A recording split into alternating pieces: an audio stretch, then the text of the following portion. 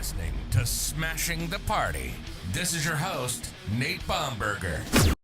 Welcome to Smashing the Party. Who is missing at the RNC? Folks, that's what we're going to talk about tonight. I can't get over the crazy that's happening at the RNC, and I figured it's worth talking about who is not there.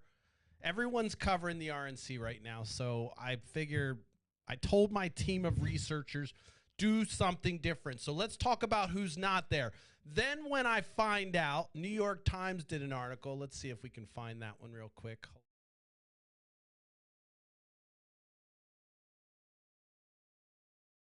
Let's see if we can find it. All right, guess who's not coming to Milwaukee? Bush, Quayle, Pence, Cheney, and Romney. So they took my lead, but it just tells you that I'm on it. And I kid you not, I had this plan before I saw this article. But the article talks a lot about what I want to talk about, so I'm going to use it as a reference point. Go check it out. It's in the New York Times. It's by the writer Adam Nagorny, and he is currently at the RNC. So I don't want to plagiarize anything he wrote, so I'm giving credit to the article. The article sums up kind of what I was wanting to talk about, so I just figured I'll at least give it credit, but I'm still going to do my shit because my team put together a good show. We're not going to fucking throw it out just because of that. So, but they did, in that article, they did capture kind of what I wanted to talk about tonight. And look, if you're looking for a rant that's going to be angry and mad, it's not going to be so much tonight. I'm actually going to probably, if you're conservative, you're probably going to like tonight because I'm going to end up giving Trump some credit for some things that are happening, and I don't want to, but it's true. And so stay tuned, listen to the whole fucking show, make sure you subscribe on YouTube, yada, yada, yada. Guess who's not coming to Milwaukee is the title of the article from New York Times. My placard says, who's missing the RNC? What I thought was most notable is Pence. Pence is nowhere to be found. And if you do a little digging, back in April, he kind of disowned the whole Trump MAGA movement by saying he's not going to endorse Donald Trump.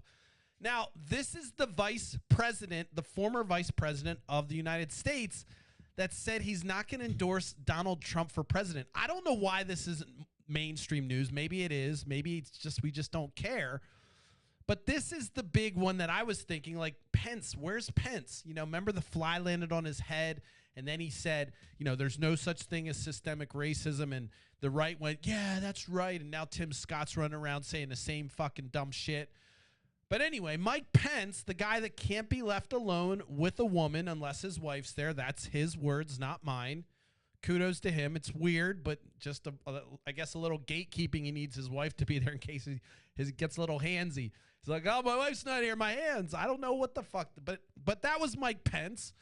And for all practical purposes, he was at least the sane one of the duo that was running our country for the last 4 years before Biden.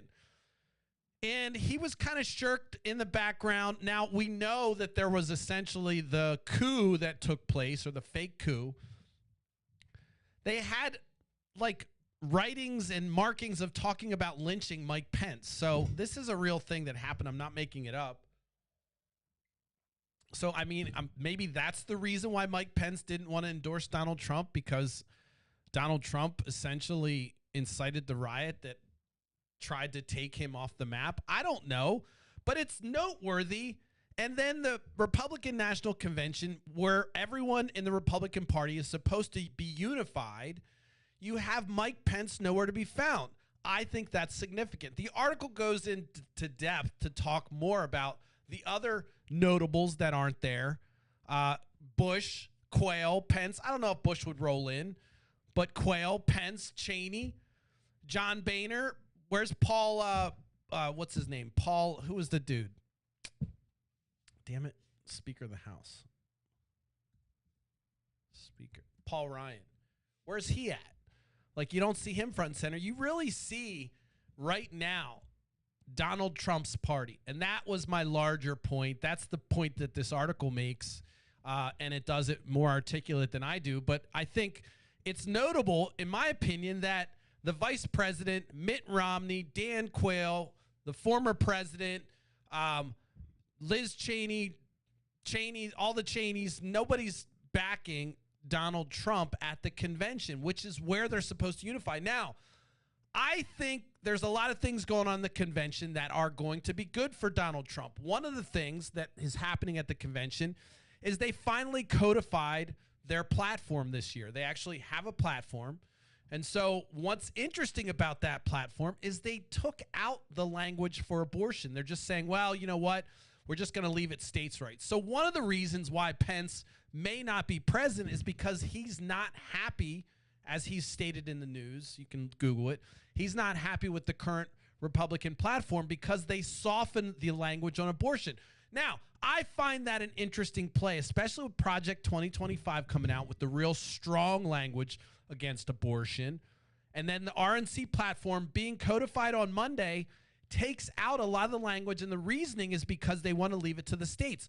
Now, this is a smart move for Donald Trump's campaign for several reasons. One of them is because of the fact that now he can say, well, you know what? We're distancing ourselves from this abortion chaos. We know we're attacking women's rights, but Donald Trump, he's just saying, hey, I'm Pontius Pilate. I'm washing my hands. Let's leave it to the states. He already got Roe v. Wade. He already paraded around the country stating that he got rid of abortion through Roe v. Wade. So now he has the double power move of being able to say, well, you know what, I'm just going to leave it to the states. So smartly, the Republican Party kind of softened up their platform so that they can try to pull in moderates. But don't fall for it. I mean, people are going to fall for it, but the bottom line is Project 2025 is just the execution of that plan. And so you can't detach Project 2025 from even a softened, worded platform at the RNC. It doesn't change what they want to do with Project 2025, which is transform our government. So I find it an interesting pivot. And I know I'm being a little nuanced today, but I find it interesting that one of the reasons I believe Pence isn't there is because not only did Donald Trump threaten his life by inciting a coup, but also because the RNC has softened up the platform to where he wants it to be more strict. Pence wants to be hardline anti-abortion, and his excuse to not be at the convention is because the platform doesn't please him. Now, he could have went to the convention and argued that it be in there. I mean, he's a standard bearer at some level, but he didn't go, and his argument was, well, doesn't go far enough. Now, Project 2025, you're going to find he's probably going to endorse on the side once the name is changed and they find a better marketing term now that Project 2025 has been dragged through the mud. But Pence is not there, and I think there's several reasons. One is the abortion stance. It's not hard enough, and kudos to Donald Trump's campaign or the RNC for softening that up. I'm not saying it's a good thing. They're lying, but they're just changing the language so people can forget about abortion for now. They've already got their hardliners going to be – they can soften up their stance now and still get their hardliners no matter what because they overturned Roe v. Wade. So it's a brilliant strategy move. I don't think it'll pan out the way they think, and there's several reasons why, and I'll get into another show why I think there's a chance, maybe this show, why I think there's a chance for Democrats, and maybe this show is the reason that there's a chance for Democrats. And let me continue. Quayle's not going to be there. I don't know much about what Dan Quayle's been up to, but this is the old guard. You think of Bush, Quayle, Pence, Cheney, Romney, still part of that old guard that, you know, the conservatism post-Ronald Reagan, trying to carry that mantle, yet being sucked into this MAGA right-wing chaos that's now culminated into Donald Trump. And these people are kind of stepping away. John Boehner walked away right before the chaos started happening. Paul Ryan walked out early. I mean, the Speaker of the House retiring in their 40s. Crazy, right? So you got these folks that are distancing themselves from the party of Donald Trump. And that's what it's become, Donald Trump. So that's what's notable right now is, yes, they have a platform. Yes, they're doing smart things to carve the language out in the platform to get those folks that aren't paying attention say, oh, wow, look, they're just about states' rights. I'm a libertarian. That makes sense to me. Sure, I'll vote for Republican. Boom. Gets that weird-ass vote that's, you know, the Pontius Pilates of the fucking politics that like to stand on the sideline, leave everything to free market, whatever chaos it is. Plus, you've always got the evangelicals. They're never going to lose them. So the fact that they've carved out their platform, changed it a bit, There's notables that aren't there endorsing it.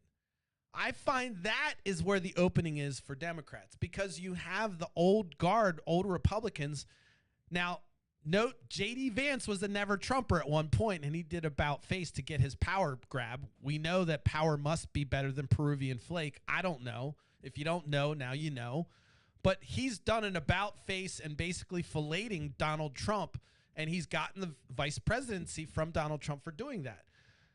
But there's a lot of people in this old guard that I don't think are going to swing to Republican. And I think that's where the Democrats have an opening. If they can woo those folks, those never Trumpers, and get enough sensible Republicans to say, look, it doesn't matter what their platform looks like right now. Donald Trump's a problem. Project 2025 is a problem. JD Vance does nothing for the ticket other than bring front and center the about face, the wishy-washy, the typical politician bullshit that we're tired of. So in my opinion, Democrats can win by continuing to talk about the issues. I know it's called kitchen sink or whatever the fuck, kitchen table issues. Fuck all that. Talk about real shit, like real, like, you know, grandma now at the rest home. Let's talk about healthcare and talk about how we're going to do something for childcare. I mean, all those things that people think about that weigh them down, keep talking about them. Don't be distracted by the Donald Trump and the crazy that's going on, because even folks within their own party are backing away from it. That says something to you as a voter, to me, to anyone, that the folks that are inside that party, perhaps they're the old guard and you can say, hey, it's time for new blood. But the way it's happening seems cultish and kind of like a coup d'etat of the Republican Party, and nothing in the Republican Party exists without Donald Trump's name on it right now, including the finances, everything. So Donald Trump has fully taken over the party. As Lindsey Graham said, they deserve everything they get. But now it's hard to decouple the party from Donald Trump. And so Donald Trump can run, let's say he wins, he gets one term. He doesn't get to run an extra term. That's it. We're not going to change the laws so he can get a third term. I don't give a fuck if he wins. So, but that will be the effort, is to say if he wins, they'll want to get a third term. They want to keep this guy alive as long as possible. They will fucking do it. Trust me. They will overlook the Constitution to keep this guy in power.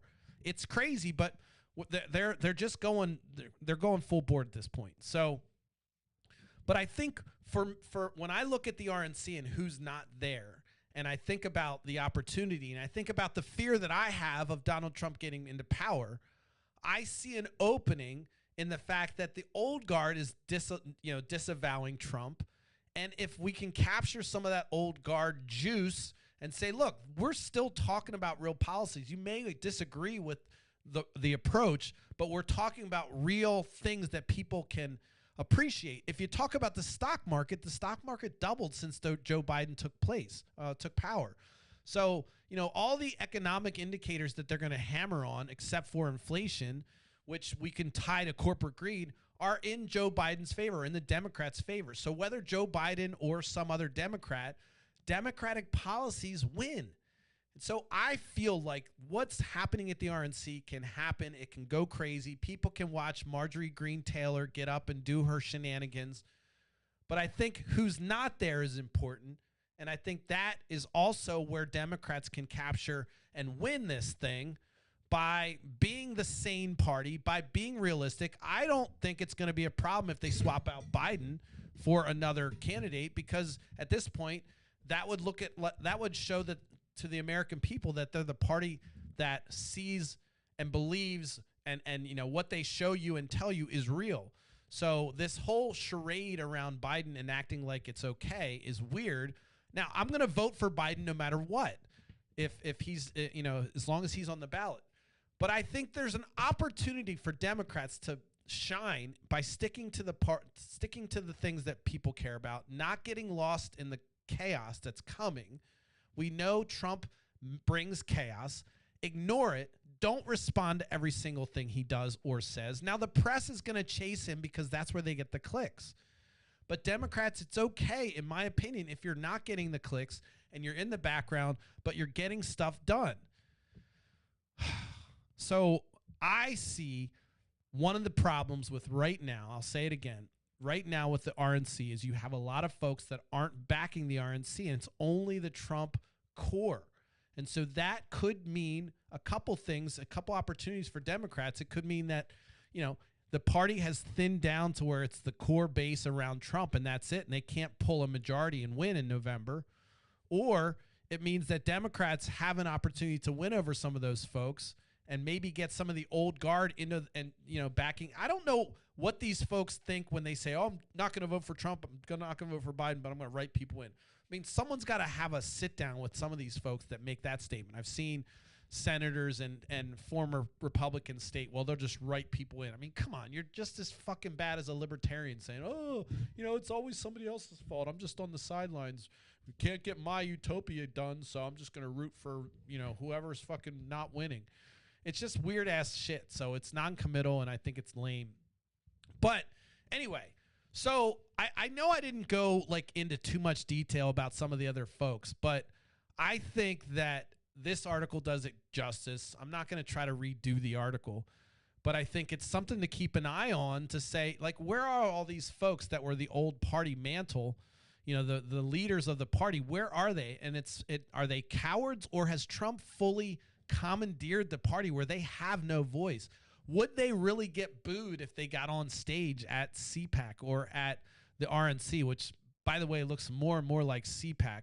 If you don't know, CPAC's really where the crazies go to get to all riled up for the Republican Party, and so it's where they unleash their demons. And so it's a lot of fanfare, but this right here seems to be kind of trimmed down to the party loyalists, the Trump loyalists. And for me, and as somebody that watches, I see this as a potential opening for Democrats. I mean, their party's thinned down to their core base. I know a lot of Republicans that are tired of it.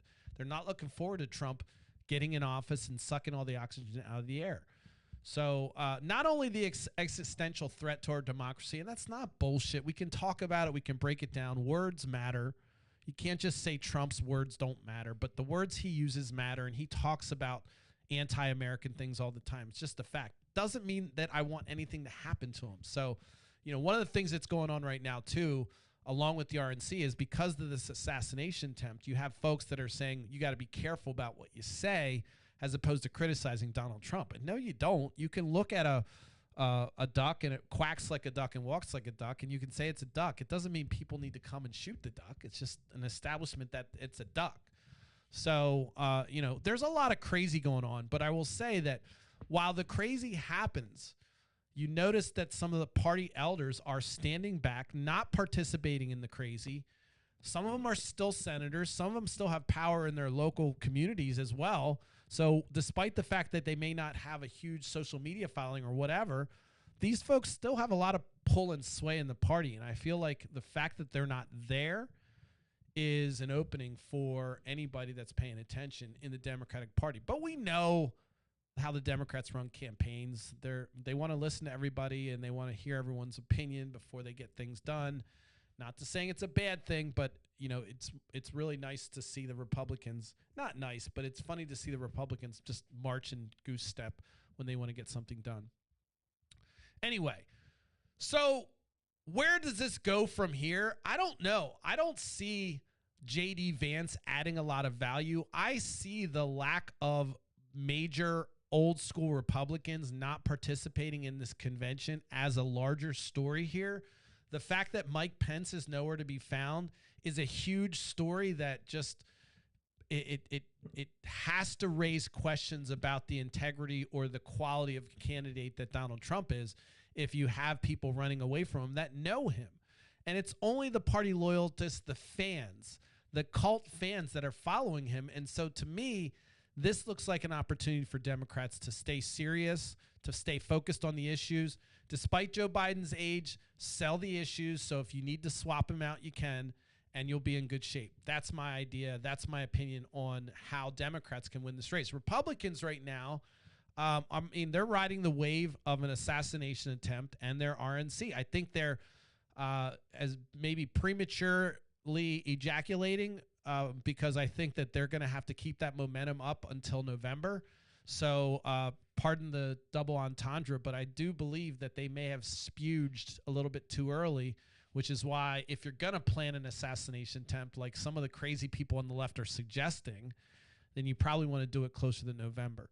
Anyway, in summary, take a look at who's missing. Sometimes there's a story where people aren't, and in this case, I think it's valid to kind of question the direction of the party and say, is it really encompassing all of the conservative base that exists in this country when significant players aren't showing up to the fucking convention where you're supposed to unify? I don't know. I said it here first. Actually, the New York Times guy said it first. I just validated what he was thinking probably. Anyway, I want to say another thing. I got a shout out to somebody who came up to me. Todd, thank you for coming up to me and saying hi. I've walked into Todd. I've seen him out. I've run into him, and we had an interesting conversation. Because he made a comment to me, and I said thanks for coming over and saying hi as he walked by. And it turns out we knew each other, and we both saw each other out, and we both admitted like we're both awkward, and we just didn't say hi. So it was nice. I always joke about people not saying hi, and but it was captured kind of how I operate. And if you ever see me out and I look at you and I don't say hi, I promise you it's not because I'm snob. I just don't pay attention. I probably got 2,000 thoughts going in my head, and I'm also awkward a little bit without alcohol, which is no longer under my toolkit like it used to be. So I want to say thanks, Todd, for coming over and saying hi.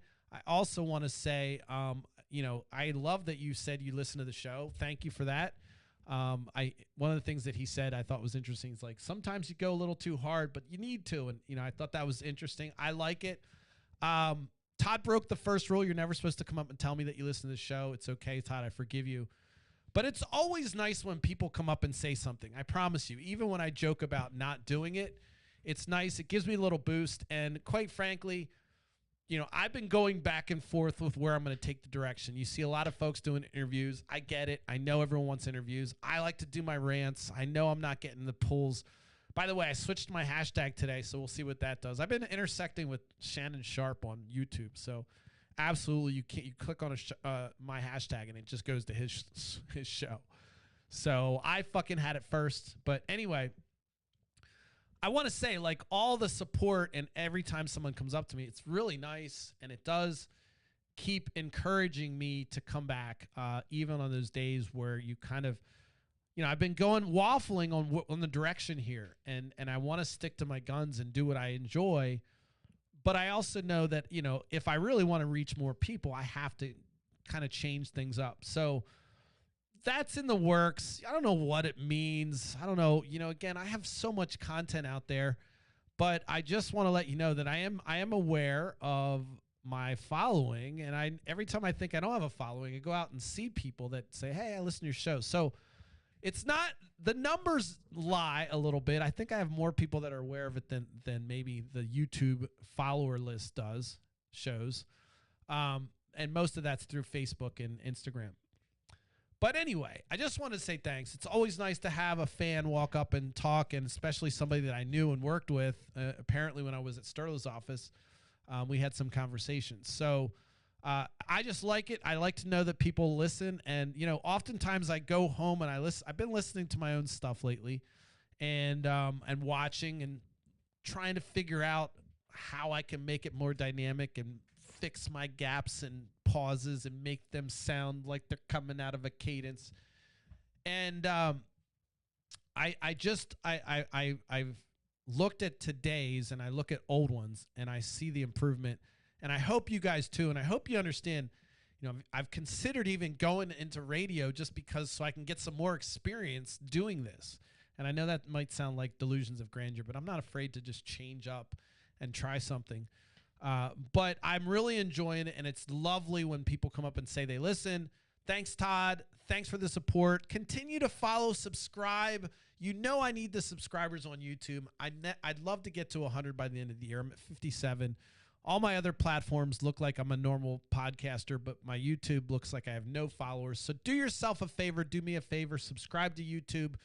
and you'll get my notifications. It actually looks pretty good on my big screen. I've been watching it on the big screen TV, and sound's on, the sync's on, and it works. So check it out on YouTube. It's actually not a bad experience. Also, before I go, let me just see something here, because I don't check the chat enough. And are you going to not let me click on stuff? I don't check the chat enough, and I know people sometimes have stuff to say. Oh, great. You're not even going to let me log in. That's cool. All right. We're not going to chat. Wait, did I thought I changed my thing. Yeah, I did. All right, whatever. Yeah, I don't know what's going on with my stream. I'm not going to click on anything because it looks like my stream, if I click on something, everything will go, all hell break loose. All right, anyway, I want to say I will be back tomorrow at 10:30 p.m. Eastern Standard Time.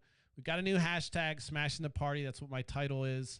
We're still calling it Nightcap, but until Shannon Sharp relinquishes the power back to the original owner of the hashtag, I am going to have to come up with a new one.